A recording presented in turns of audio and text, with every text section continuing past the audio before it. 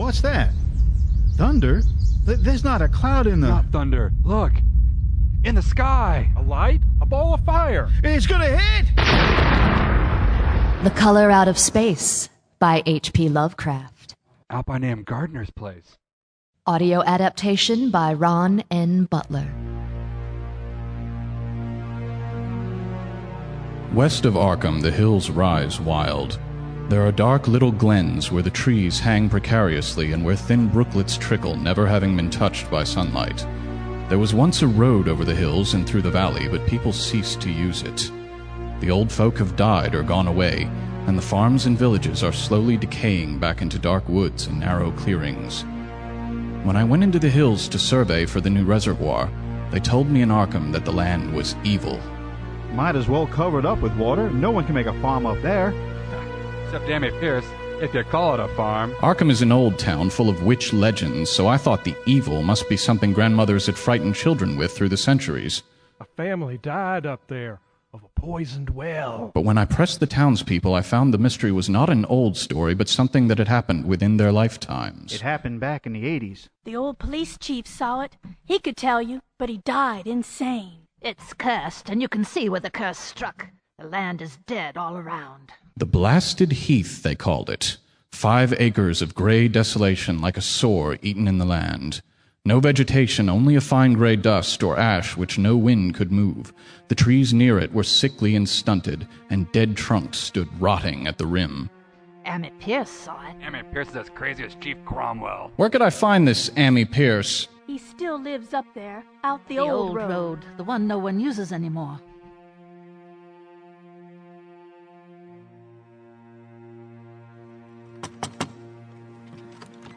Come and blast you. What do you want? Yes, I'm Amy Pierce. Now, what do you... The blasted heath? You mean the gray circle of ground a couple miles up the road? The dead trees. No grass, just gray dust. Dust that doesn't move. You didn't go in there, did you? Good, that's good. You don't want to go stirring around in there. You should leave it. You won't leave it alone just because old Amy tells you to, will you? No, you don't look the type. Then I'll have to tell you about it. Tell you what I can. The blasted heath. Heh, what a name. That used to be the Gardner place, a good big farm. Belonged to Nahum Gardner and his wife Abigail. They're 3 boys. That was, back in 83, 44 years ago. The summer the meteor fell. 9 feet 7 inches. 9 feet 7 inches, Professor. Nahum, what have you got here? Morning, Amy. Well, what I've got is every neighbor for miles around trampling through my garden. People I haven't seen in the meeting house since Christmas. All my wife's relatives. Hello, Amy. Hello, Mrs. Abigail. Are you and your sons all right? We're all well. I'll have Merwin take your horse. It's magnetic. Much obliged, ma'am. And the biggest passel of professors and fools I've ever seen. Minor diameter 4 feet 2 inches. And 4'2", a damn Professor. big rock in your front yard. Another 10 feet and you'd be digging a new well. If the Almighty wanted to pizza, cave sir. in my well, I That'd be reckon his buckling aim down. would be better. I wish he had. Instead, he's visited me with a plague of... Mr. Gardner, Amy, this is Professor Duart Ellery of the Miskatonic University. at Arkham. I'm pleased to meet you. Now, Mr. Gardner... Professor, this is Amy Pierce. Owns the farm closest to mine, couple of miles down the Arkham Road. Professor? Your servant. Mr. Gardner would like to take a sample of the meteorite. Oh, take the whole blessed thing if you want. I'm afraid we can't do that. It weighs several tons and is still hot. Oddly hot. It should have cooled during its passage through the atmosphere. Oh, then take what you wish, sir. Thank you. If I could trouble you for a bucket. Thaddeus, get the professor a bucket. Thank you again, sir. Take all you Wait, want, but where's that rock hammer? take it away with you. The Arkham newspapers made a to-do about the stone. Even one Boston paper sent a reporter. The Gardners were local celebrities for a few days, and there the matter might have ended. But one morning, Nahum decided, against all common sense, the stone in his front yard had shrunk. It now seemed of a size that it might conceivably be dragged to Chapman's Brook and there dumped in. So he threw a rope around the thing and hitched up one of his plow horses. Whoa. Whoa, whoa, whoa, whoa, whoa. And it broke. As Nahum understood these things, meteors were rock or iron, but this one was oddly soft. It was, in truth, so soft as to be almost plastic. The break revealed a number of nodules, lumps, almost like tumors, oval, stony bubbles of an unearthly color, impossible to describe, but not black, not white, so they must be some color, a color out of space. Well, Nahum had a hammer fetched and commenced to peck at one of the bubbles, which popped, releasing no liquid or gas, so it must have been hollow and empty as Nahum's puzzled mind, until one of his less welcome guests from the day the meteor fell came calling. Mr. Gardner, I've come to ask if Miss Catonic might get another sample from the meteorite. Ours appears to have been stolen in the night by some... I say... Good morning to you, Professor. What was that? The meteorite. What's happened to the meteorite? It shrank. Meteorites do not shrink. This one did. I repeat, meteorites do not evaporate. This is a priceless scientific artifact, and you've been chipping off pieces to sell as souvenirs. What? Zenas, fetch me my shotgun. And you've broken it to boot. Here you go, Pa. No. Wait a minute, Gardner. Watch where you point that thing. There's no call for you. There's no call for you to call me a liar or to accuse me of being a thief, if that is what you were trying to say. No, not at all. I was merely Get off my land. Don't come back. I'm going. Don't you think this is the end of it? It was the end. Of the meteor, anyway. A thunderstorm blew up that night, and Nahum told me he saw lightning strike the stone 6 times in a row. In the morning, there was nothing left of the visitor from beyond but a ragged pit by Nahum's well. That was a hot, dry summer, good for hay. I was busy and didn't see the gardeners much. Nahum would invite me to Sunday dinner sometimes, and that was a pleasure. But the gardeners were quieter and seemed more tired than formerly, especially Mrs. Abigail. I found myself excusing my unsociability and heading home earlier and earlier in the afternoon. It wasn't just the gardener's oddness. My old horse, Hero, got skittish any time we approached the Gardner farm, and if I tried to ride him through their woods after dark, he was well nigh frantic. The last night I tarried at Nahum's, some thing ran across the road in front of us in the twilight. Hero nearly threw me off and bolted right then and there. I kept my seat and calmed him down, but I didn't get more than half a look at what ran under his hooves. Thinking about it later in bed, I decided I did not want more than half a look. When I went hunting up by the gardener's property, I saw fewer tracks than I used to, and those somehow strange, oddly laid, or deformed in themselves. Then, one day in July, I was working my north field when the McGregor boys, who I let hunt woodchucks sometimes, came running to me. Mr. Pierce, Mr. Elias, what's wrong? Is someone hurt? No, sir. We shot a woodchuck. Well, that's what you told me you were gunning for. Yes, sir, but what we shot was... Liam, open up the sack and show him. I am. You boys didn't touch that, did you? No, sir. Elias rolled into a sack with a stick. Oh, good. I don't see how that could walk with its legs like that. I don't think it walked like a woodchuck, Mr. Pierce. It was more like on its hind legs when I shot it. Can you turn the head a little this way? Yes, sir. Ugh. But boys, I want you to go throw that thing into Chapman's Brook. But go to the south end of my property to do it. And toss it well out into the middle. Yes, sir. And boys. Sir? Throw the sack in with it. All that hot summer, Nahum Gardner awaited the ripening of his orchard of apples and pears. He declared he had never seen a finer crop for abundance, size, and gloss. He even laid in more barrels, anticipating the money to be made from the sale of this extraordinary crop. And in August, he was ready to pick. Merwin, reach me down that apple there. Yes, Pa. Oh, ain't she a beauty? I've never seen a redder. And you may have the first bite. Thank you, Pa. Oh, what is it, son? Get a worm? No, sir. It's nasty, sour. I can't eat it. Don't let me try. It's foul. Merwin, hand me down another one. Here, Pa. It's the same. What's the matter with him, sir? Oh, it's that damn meteor. It has to be. I just hope it hasn't gotten into the truck garden, too. But it had. Just like the pears and apples, into the fine flavor of the melons and tomatoes had crept a bitterness and sickishness, so that even the smallest bites induced a lasting disgust. In the end, Nahum had to admit he'd lost the whole harvest and thanked the Lord that most of his crops were in the upland lot along the Arkham Road. If not for them, it would have been a poor winter for the gardeners. For what little we are about to receive, may the good Lord make us truly thankful. Folk saw little of the Gardner family that cold, iron-hard winter. Their church-going was far from steady, and the boys' attendance at the county school had become downright spotty. After Christmas, the Gardners were seen by their neighbors at neither meeting house nor schoolhouse. No one seemed to want to thrust himself forward to look in on the family in a neighborly fashion. Horses whinnied and tried to bolt anywhere along the road that led by the farm, and even a determined visitor could not be sure of a welcome.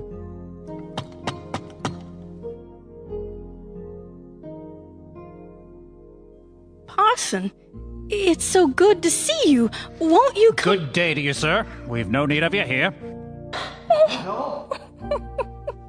I still saw them from time to time.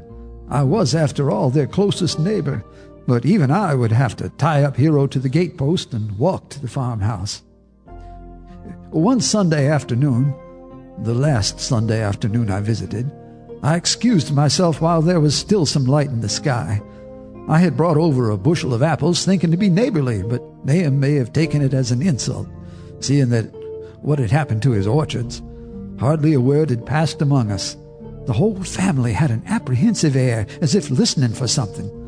I made my excuses and stepped out on the front porch to pull on my coat. Amy? Yes, Mrs. Abigail. I wanted to apologize to you, Amy. I've said hardly a word to you, and you were so kind as to come visit. Nobody else does. And you brought those apples. It was nothing, Abigail. Oh, but it was. They were so sweet and clean. Not like anything here. And I'm sorry I was so quiet. We were so quiet. But we all have to watch and listen. Listen? Yes! Things are not right. The walls, they aren't steady. And the trees, their branches wave even when there's no wind. Mrs. Abby. And the sounds, it's like locusts. And the buzzing, and it almost sounds like something speaking. Please, ma'am, calm yourself. I can't sleep at night. Something presses on me and then pulls at me. Oh, Amy, take me away. Take me with you. I'll be a wife to you, please. Just take me with you. Abigail, that can't be. Amy, we were something to one another once. Before I married Nahum. But you did marry Nahum. You've been wife to him for 15 years. Born him 3 sons. I don't care. I'll die here. It can't be. Get out. Nahum, this is not what you think. Get off my farm. Mrs. Abigail's just upset. Merwin, fetch me my shotgun. I'm going. Whatever you may think, Nahum Gardner, I remain your true friend. And never come back, seducer. I'm going. I backed away from the porch, hands out at my sides until I felt sure, fairly sure, Nahum Gardner would not shoot me between the shoulder blades.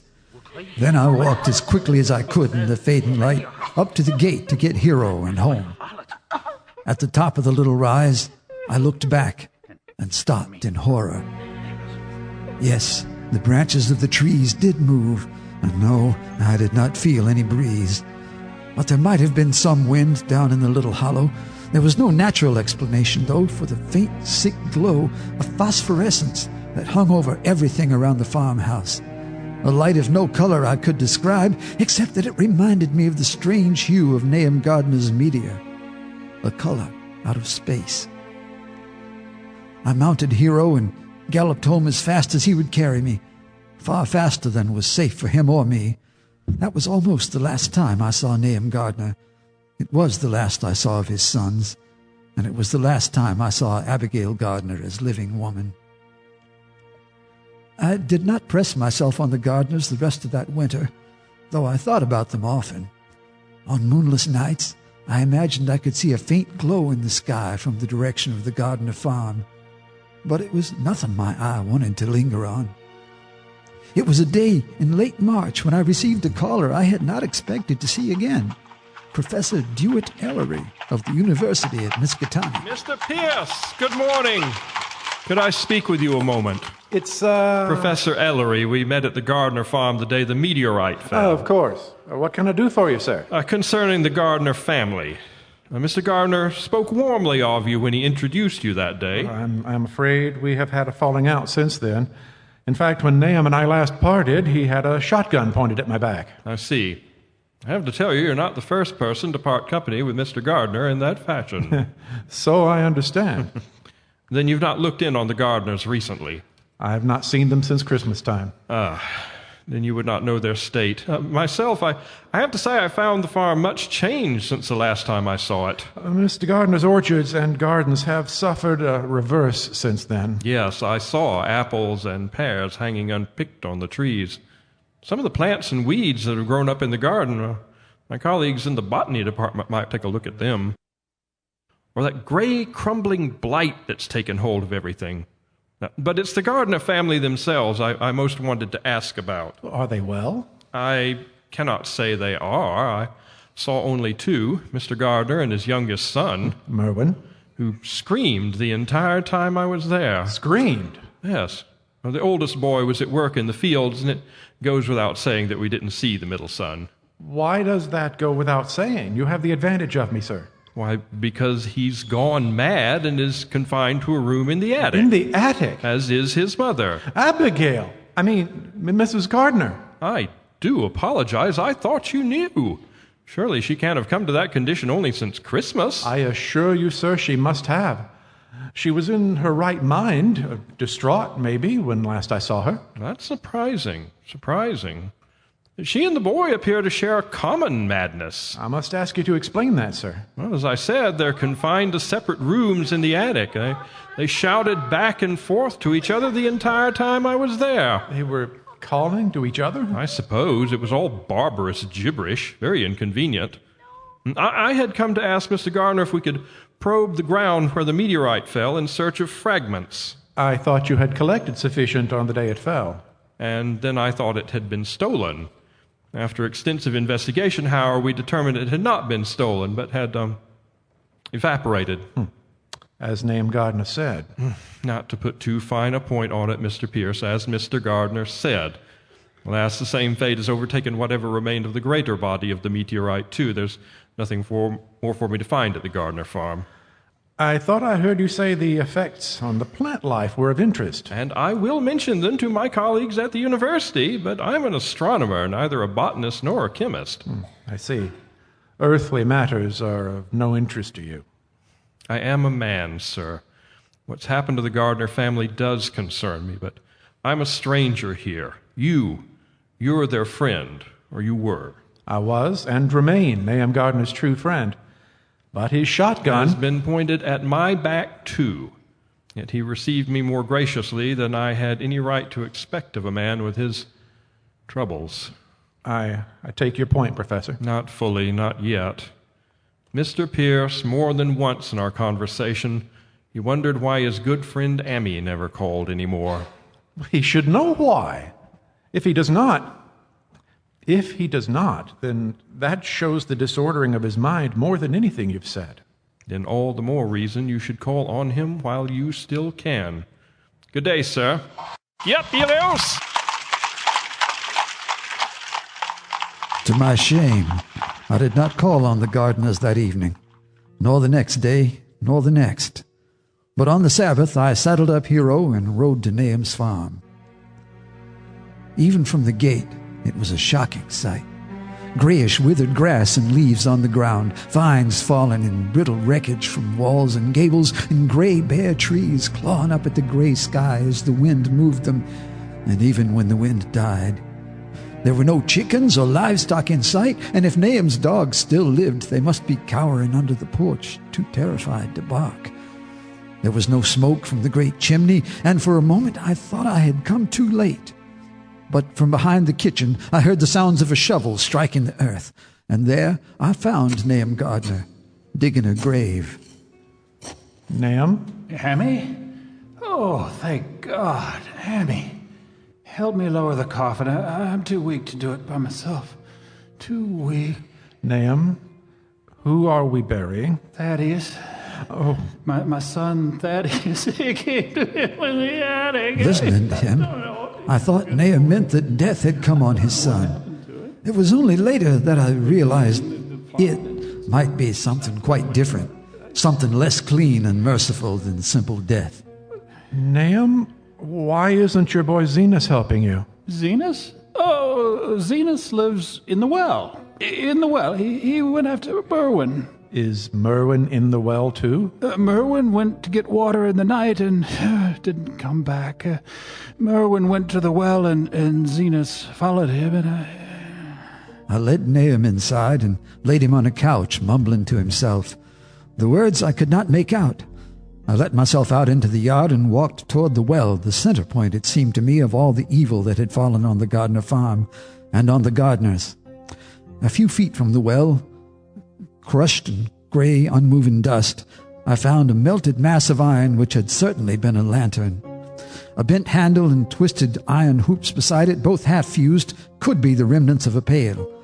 There was nothing more, nothing that hinted at the fate of the two lost boys.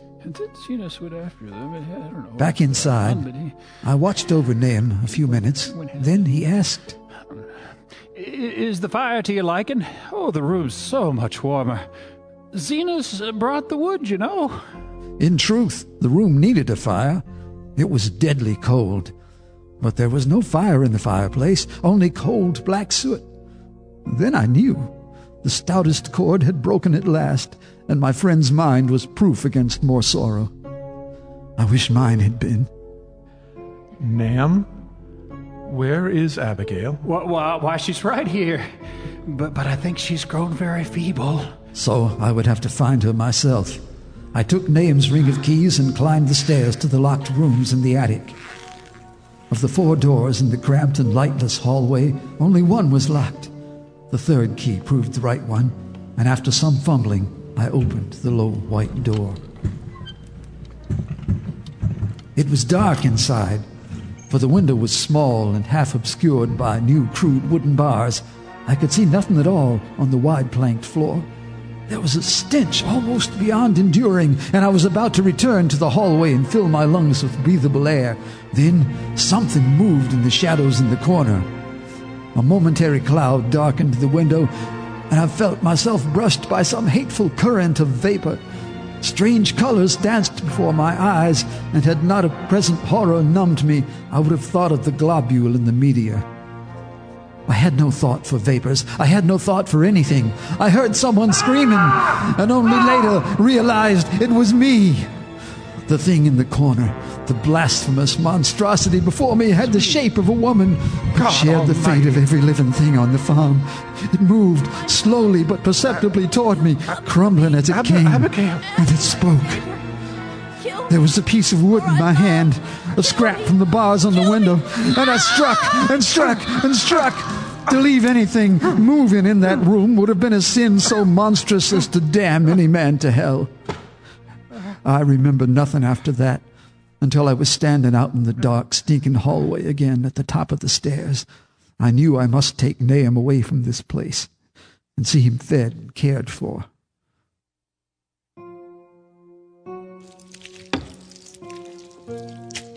Before I could take the first step down, I heard a thud in the room below. To my terror, I could not move but only listen. There was a heavy dragging and a detestable sticky noise like an unclean sucking.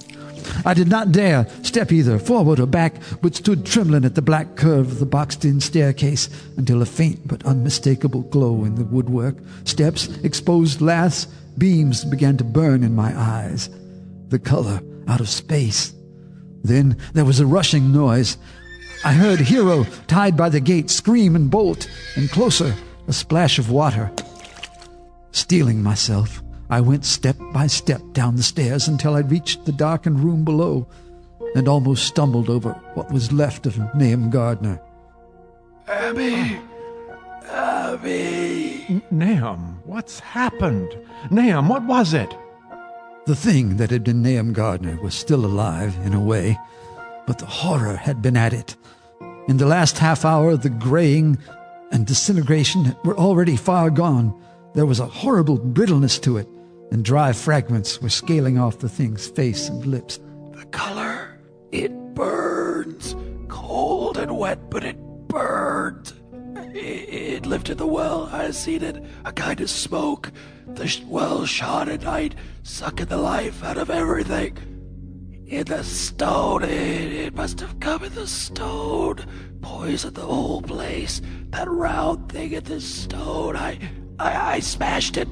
It was the same color. Seeds. Like seeds, they grow. And I tried to quiet it, but he would not stop. Down your mind, it gets you. It burns you up in the well water and it can't get away. It draws you. You know something's coming, but it ain't no use. So where's my Abby? Abby?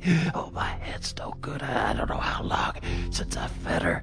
It'll get her if we ain't careful. Her face is starting to have that color. It can't hurt Abigail anymore, Nahum. It can come from some place where things aren't like here. Oh, look out, Abby, it'll do something. And that was all.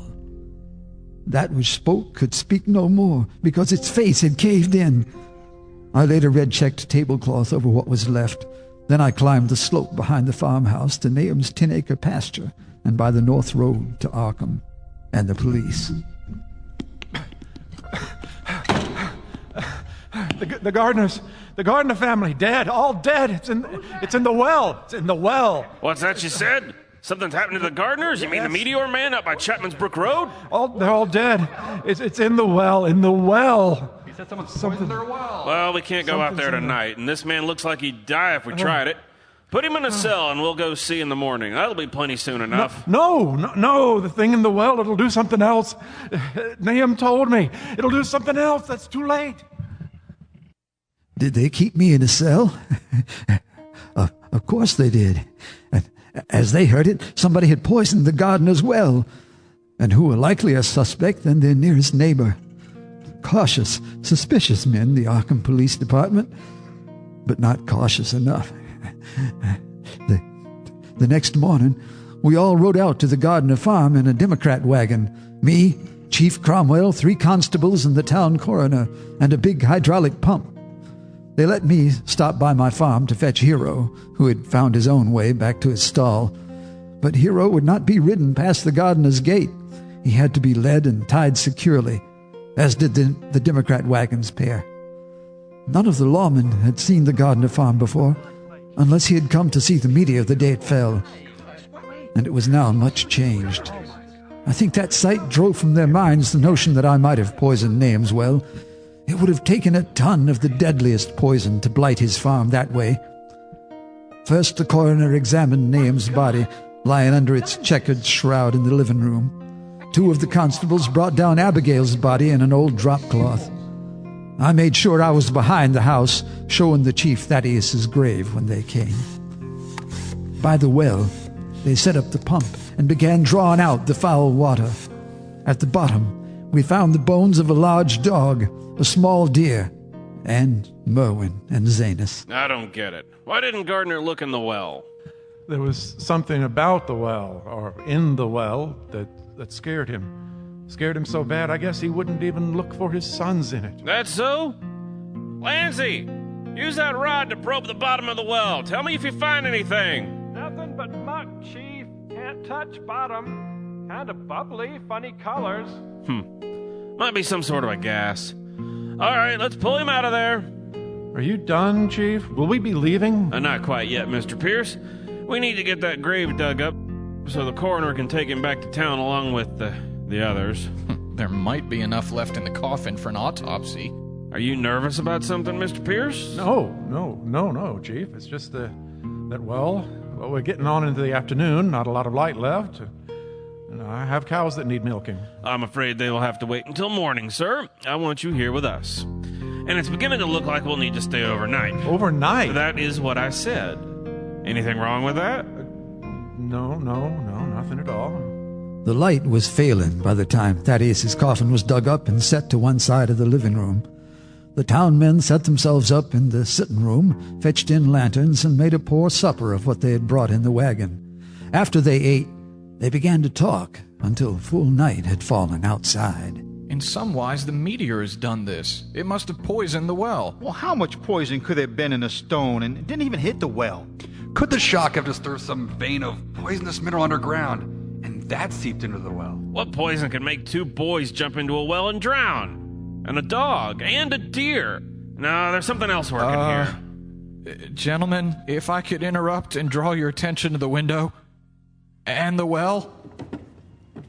A soft beam of light, like a ghostly searchlight, shone up from the well and into the sky. A light of a nameless color, the likes of which I had seen only twice before.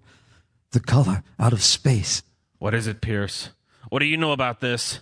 Is this what Nahum Gardner was afraid of? I would have answered. I would have babbled out what little I knew, and far more about what I feared, but... I'll go see to the horses. I stopped the driver with a shaking hand on his shoulder. Don't go out there. Nahum said something lives in the well that sucks your life out, feeds on every living thing, and gets stronger all the time. He said it must be from way off in the sky. The way it's made, the way it works, it isn't like the ways of God's world. As we stood there, the light grew stronger and the humming louder until one of the constables shouted, "Look at the trees! The trees!" The trees were not simply moving and swaying without a wind to drive them. Now that the high, bare brow of all the trees in the yard were moving, they were twitching, clawing convulsively at the moonlit clouds. The very bushes and hedges danced obscenely. My God! My God! From the tip of every branch and twig, sparks of unearthly fire glowed, breaking free and soaring into the dark sky. The color out of space, and the beam of light from the well grew stronger and stronger, pouring out not a glow but a rush of driven vapor. It spread to every living thing here. I couldn't find any bottom in the well, just muck and bubbles. And a feeling like something was lurking. Grain crumbling. The altered grain crumbled away. I never heard horses scream like that. Make them stop! Hero! The light poured from the well, weaving itself into monstrous shapes. But that was not what drove the men in the house to flight. Sweet Lord, look at the walls! Look at the walls! A faint phosphorescence had seeped into the entire room. It glowed on the broad planked floor and the bit of rag carpet. It shimmered over the small paneled windows. It ran up the exposed corner post, flickered down the mantel, and infected the very doors and furniture. Each moment it strengthened, and it was plain that any living thing must leave that house or be taken by the color. Get out! Get out! Get out! Get out! Get out! Get out! I knew the house best. I led the flight into the kitchen, but I swear those town men climbed over me to get out the door, the windows, whatever opening appeared before their terrified eyes, so that I lagged behind, climbing up the slope to Nahum's 10 acres of clean pasture, and only I stopped to look back. All the farm was shining with that alien color. Trees, buildings, every blade of grass. The tree limbs strained skyward, tipped with tongues of dreadful flame. The same awful fire crept along the ridgepoles of the house, the barn, the sheds. Then, without warning, a star of that hideous color shot upward from the mouth of the well, like a rocket or a comet, disappearing through the clouds before any man could gasp or cry out. And again, and again. With the third meteor, all the town men had turned to look back. We heard a groaning, cackling down in the valley. Then every tree branch, blade of grass, stick of wood, everything not made of steel or stone, launched itself at the sky, trying in some blind way to follow the meteors. and fell back in a jumble as if a gunpowder mine had exploded under the farmhouse. A great silence fell over what had been Nahum Gardner's farm. The chief and 2 constables went back out to the farm a few days later, but there was nothing to see. Not even any real ruins, only the bricks of the chimney, the stones of the cellar, and the circle of gray dust. They never bothered me about it again. It's cursed. You can see where the curse struck. The road by the Gardner farm is abandoned now. There's a new high road as loops away down south to get to Arkham. The old road, the one no one uses anymore. Even the farms along the valley have gone empty. Folks moved away. Bad dreams in the night, they said. A feeling of being watched from the woods and shadows. Mine is the only farm left. No one can make a farm up there. And now, here you are, asking old Ammy all sorts of foolish questions, wanting the stories that no one in Arkham or at the university wanted to hear. Why? What's that? A dam across the Miskatonic. A new reservoir for the city of Arkham. And my farm and Nahum's at the bottom of a lake. Now, ain't that a prospect? Lean in towards me, son, and I'll tell you something I never told anyone else. That night when all the town men were hightailing it up the hill behind Nahum's farm, they only turned around to look when they heard the colors heading back into the sky. 1, 2, 3. I'll tell you what they didn't see. They didn't see the 4th color. They didn't see the pale star that tried to lift itself out in the well and fell back in. But I saw. Old Ammy saw. That's why the gray circle is still there. Still trying to grow, pushing outward, maybe an inch a year, feeding on the life of whatever it can find. You go tell the people that. They won't listen. They want their new reservoir and their drinking water. So build your dam and don't worry about old Ammy. Nahum was right. The color gets into you. It takes your life while it makes you its own. You can't get away. I can't. I don't want to. Build your dam. There's more life in water than in earth and stone. Feed the color. Feed it on the fish and the snakes and the frogs and the town people in Arkham who drink that water. Feed it until it grows strong, strong as its sisters. And one day, soon, it will launch itself at the stars. And I will go with it. Me and Nahum and his sons and Abigail. I will be, we all will be, the color out of space.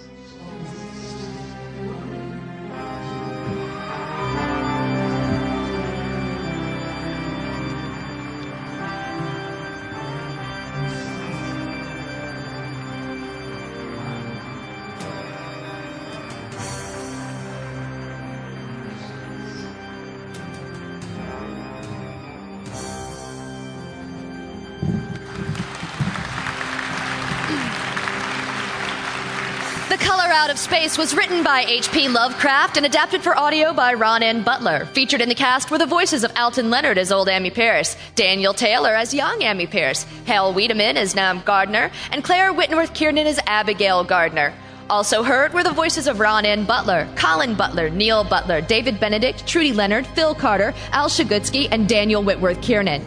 The show was produced in soundscape by David Benedict and directed by Ron N. Butler. Original music by Alton Leonard. Live Foley effects created by Dina Ameri and Lily. Recorded effects provided by Henry Howard and Audiocraft Studio, performed by David Carter and Brad Weed. Audio engineering was by Brad Zimmerman, David Carter, and Bill Rich. I'm your announcer, the illustrious Miss Kit, and remember, there is adventure in sound.